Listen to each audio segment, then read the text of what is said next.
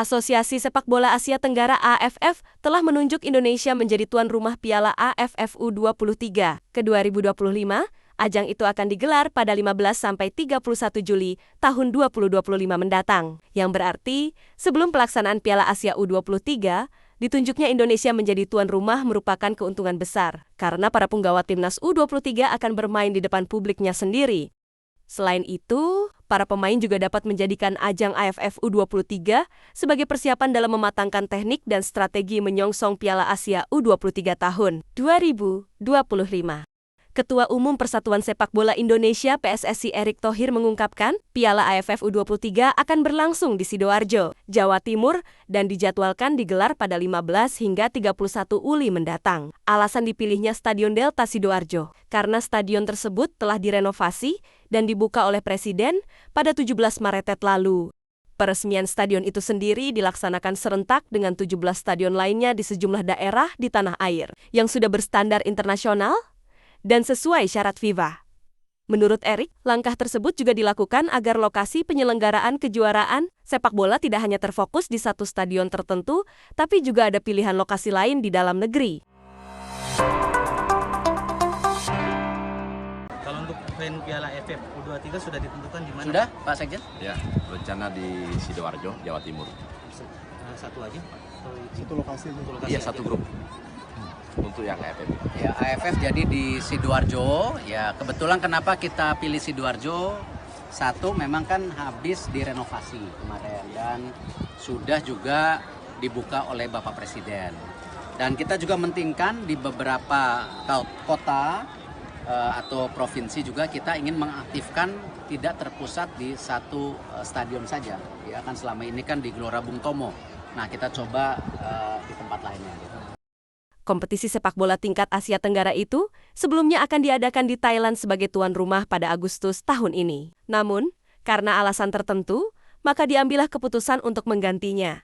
Dan kini tuan rumah dialihkan kepada Indonesia. Menurut Erick Thohir, menjadi tuan rumah Piala AFF U23 adalah sebuah pencapaian baru bagi Indonesia. Sejak pertama kali digelar pada tahun 2005 lalu, turnamen ini hanya dilaksanakan di dua negara, yaitu Thailand dan Kamboja. Ajang 2 tahunan itu pun terakhir diadakan pada 2023 lalu, dan Indonesia menjadi runner-up setelah dikalahkan Vietnam melalui adu penalti dengan skor 5-6 di Stadion Rayong, Thailand.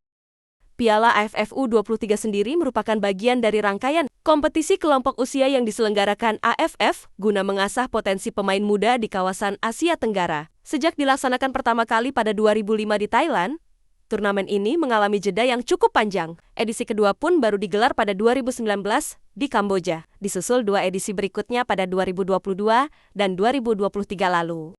Dengan menjadi tuan rumah PSSI diharapkan mempersiapkan segala aspek teknis dan non-teknis secara matang, mulai dari infrastruktur, manajemen pertandingan, hingga kesiapan tim nasional. Erick menjelaskan bahwa publik sepak bola tanah air tentunya menaruh harapan besar agar timnas U23 bisa berlaga lebih banyak, bahkan meraih gelar di kandang sendiri. The AFC Asian Cup 2031 has received a record level of interest, with 7 bidders signaling their intent.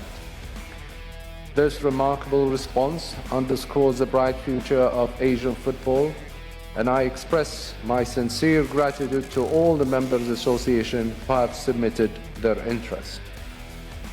In light of this, I have requested that the AFC administration explore the possibility of presenting the bids for both 2031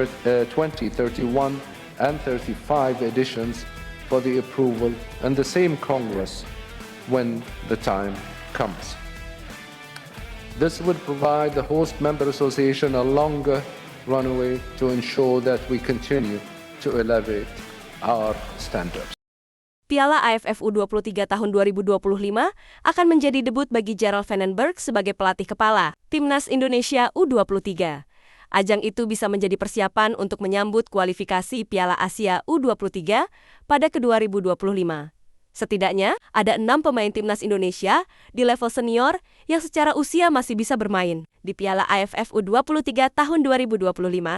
Namun, ketersediaan para pemain itu di Piala AFF U23 tergantung kepada kesediaan klub untuk melepas atau tidak. Karena tentu saja status turnamen itu sendiri yang tidak masuk dalam kalender resmi FIFA. Para pemain yang masih berkesempatan untuk AFF U23 diantaranya Justin Hubner, Rafael Struijk, Iver Jenner, Marcelino Ferdianan, Muhammad Ferrari, dan Hoki Caraka.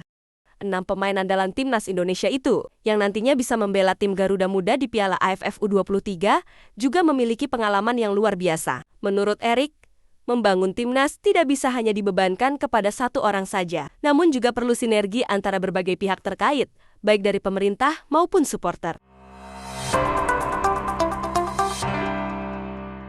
Dipilihnya Stadion Delta Sidoarjo juga tidak lepas dari sejarah stadion tersebut atas prestasi timnas Indonesia dari berbagai kelompok usia. Setidaknya timnas U16 dan U19 pernah meraih prestasi di stadion tersebut. Selain itu, stadion tersebut juga sudah selesai direnovasi bersama 17 stadion lainnya, sehingga sudah berstandar FIFA yang pastinya skala internasional.